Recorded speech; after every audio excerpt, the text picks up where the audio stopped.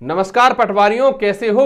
उम्मीद कर रहे हैं कि आप सब स्वस्थ होंगे। और महत्वपूर्ण बात यह है कि पटवारी एमपी पटवारी परीक्षा के प्रवेश पत्र आ चुके हैं। जिनकी परीक्षा 15 तारीख को अर्थात पहले दिन परीक्षा है, उनका विस्तृत एडमिट कार्ड डाउनलोड होने लगा है। उनको इस बात की सूचना दी जाने लगी है कि उनका पेपर जो है वो किस जगह पर है, उनका एग्जाम सेंटर क्या है। आपको मेरा ही एडमिट कार्ड दिख रहा होगा और इसको हम देख लेते हैं कि जो महत्वपूर्ण निर्देश हैं वो हमें क्या क्या किन किन सावधानियों का ध्यान रखना है। असल में दिक्कत ये होती है कई बार, जैसे हमने बहुत लंबे समय से परीक्षा नहीं दी है, पैटर्न बदल गया है, या फिर कुछ परीक्षाएं ऐसी होती हैं जहां पर आपको पेन अपना लेकर जाना होता है। तो कई परीक्षाओं में आपको पेन जो परीक्षा कराने वाली संस्था होती है वही देते हैं। अब इसका कई बार उलट भी हो जाता है, जहां पर पेन लेकर जाना था आप उनके भरोसे पहुंच गए और फिर जो है आपको दिक्कत हो जाएगी।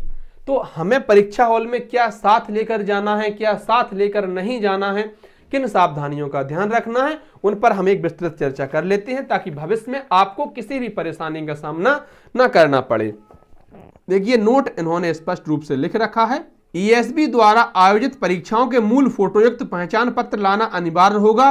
मूल फोटोयुक्त पहचान पत्र के रूप में अभ्यर्थी मतदाता पहचान पत्र, पैन कार्ड, आधार कार्ड, ड्राइविंग लाइसेंस तथा पासपोर्ट में से कोई एक को चयनित कर सकता है। तो अभ्यर्थियों को मूल फोटोयुक्त पहचान पत्र लाना जरूरी है। फोटोयुक्त पहचान पत्र जिस पर आपकी फोटो लगी हो, आईडी कार्ड हो, जैसे कि आपका आधार कार्ड हो, आपका वोटर कार्ड हो, आपका पैन कार्ड हो, आपका ड्राइविंग लाइसेंस हो, आपका पासपोर्ट हो, इनमें से कोई एक चीज आप लेकर जा सकती हैं। लेकर जा सकती हैं नहीं, लेकर जाना ही है। दूसरी बात, मूल फोटोयुक्त पहचान पत्र के अभाव में परीक्षार्थी को परीक्षा में सम्मिलित होने से वंचित किया जाएगा। अगर आप अपनी आईडी कार्ड लेकर नहीं जाते हैं तो इस बात की पूरी संभावना है कि आपको परीक्षा में एंट्री नहीं दी जाएगी।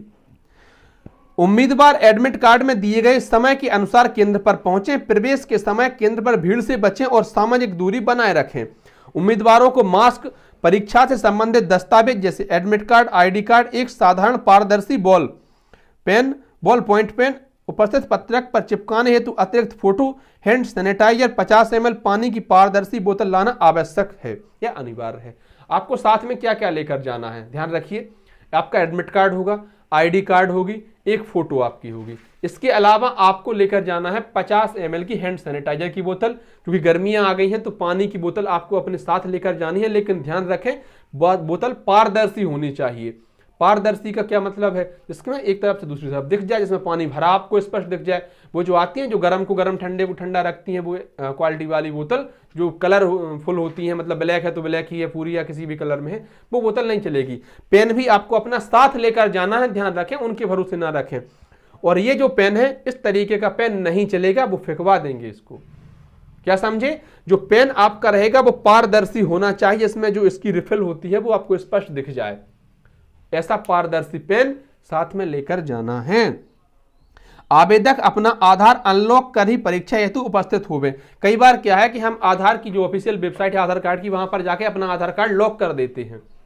अगर आपने ऐसा कभी चतुराई कर रखी है तो उसको आप अनलॉक करके ही जाएं, क्योंकि वहां पर दिक्कत आपको हो सकती है। वेरिफिकेशन बायोमेट्रिक जब होगा, क्योंकि बायोमेट्रिक होगा आपका, तो वहां पर कोई दिक्कत ना हो, इसके लिए आप अपना आधार कार्ड जो है वो अनलॉक कर दें। आगे देखिए, दिव्यांगजन अभ्यर्थी जो लेखन सहायक रखने हेतु पात्र हैं को इस परीक्षा की शैक्षणिक योग्यता से एक स्तर कम शैक्षणिक योग्यता धारित लेखन सहायक की पात्रता होगी एवं वे इस हेतु लेखन सहायक का वर्तमान वर्ष का शैक्षणिक योग्यता का प्रमाण पत्र,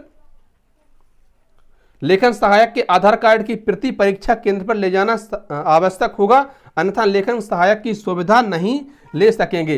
तो ऐसे अभ्यर्थी जिन्होंने लेखन सहायक ले रखा है, उनको जो भी उस लड़के को या लड़की को जिसको आप साथ लेकर जाएंगे, ध्यान रखें कि वो जैसे ग्रेजुएशन से इसके फॉर्म भरे हैं तो ग्रेजुएशन तक पढ़े लिखे ना हो भाई साहब, 12th तक ही चलेंगे वो। इसके ज़्यादा मतलब वो ग्रेजुएट हैं तो इसका मतलब है कि वो अयोग्य हैं। अब आप कैसे साबित करेंगे कि वो ग्रेजुएट नहीं है, तो उनका तत्कालीन वर्ष का प्रमाण पत्र या शैक्षणिक प्रमाण पत्र आपको साथ लेकर जाना होगा। उनका आधार कार्ड, फोटो भी साथ लेकर जाइए।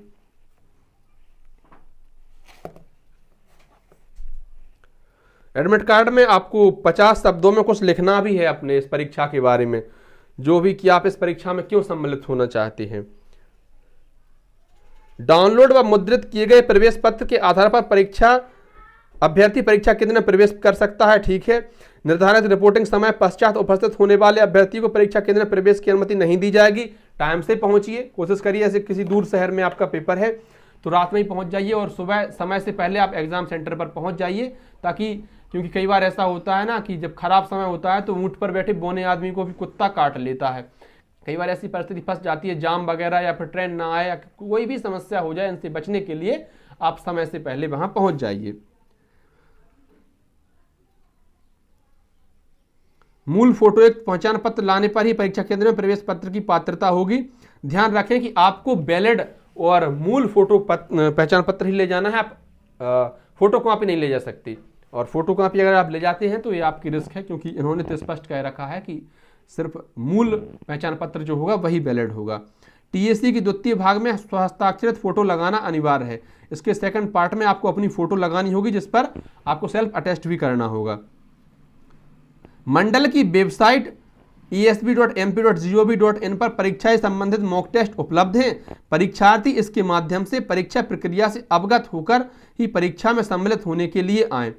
तो मॉक टेस्ट उपलब्ध है ऑफिशियल वेबसाइट पर, आप लगा लीजिए एक टेस्ट, क्योंकि आपको पता चल जाएगा कि एक्चुअल पेपर कैसा आता है। तो वहां पर आपको फिर कोई दिक्कत नहीं होती, कहाँ टाइम चलेगा आपका, कैसे आप नेक्स्ट क्वेश्चन करेंगे, कैसे किस क्वेश्चन को मार्क करेंगे, कैसे क्वेश्चन पर बैक आएंगे, कैसे सब्जेक्ट बदलेंगे, तो ये सब आपको उपलब्ध है आपके लिए ऑफिशियल वेबसाइट पर। तो जरूर आप एक बार मॉक टेस्ट लगा लीजिए। परीक्षा समाप्ति के पश्चात अभ्यर्थी द्वारा अर्जित किया गया स्कोर कंप्यूटर स्क्रीन पर प्रदर्शित होगा। तो देखिए ईएसबी या पहले जो पीईबी थी, यही एकमात्र ऐसी संस्था है जो स्कोर कार्ड तुरंत बता देती है, हमारे नंबर तुरंत आ जाती हैं।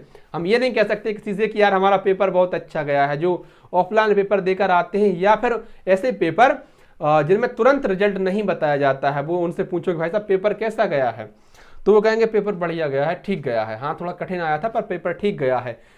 यहां पर तो तुरंत चेहरा बता देगा कि पेपर कैसा गया है, क्योंकि स्कोर आपके सामने है। भले ही सामने वाला आदमी स्कोर ना बताए, लेकिन चेहरा बता देता है।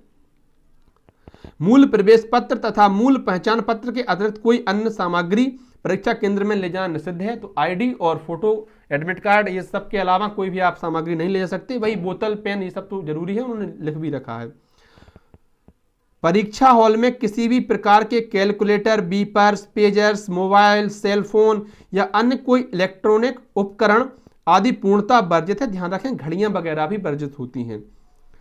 वैधानिक चेतावनी, किसी भी प्रकार की गलत जानकारी, गलत प्रपत्र, फर्जी प्रपत्र प्रस्तुत करने, धोखाधड़ी करने पर भारतीय दंड संहिता के अनुसार अधिकतम 7 वर्ष की सजा, जुर्माना या दोनों हो सकते हैं। तो फर्जीवाड़ों से बचें। अनापत्ति, आवेदकों अभ्यर्थियों को तुरंत जानकारी के लिए वेबसाइट पर प्रदर्शित किसी भी जानकारी में होने वाली त्रुटि के लिए ईएसबी जिम्मेदार नहीं होगा।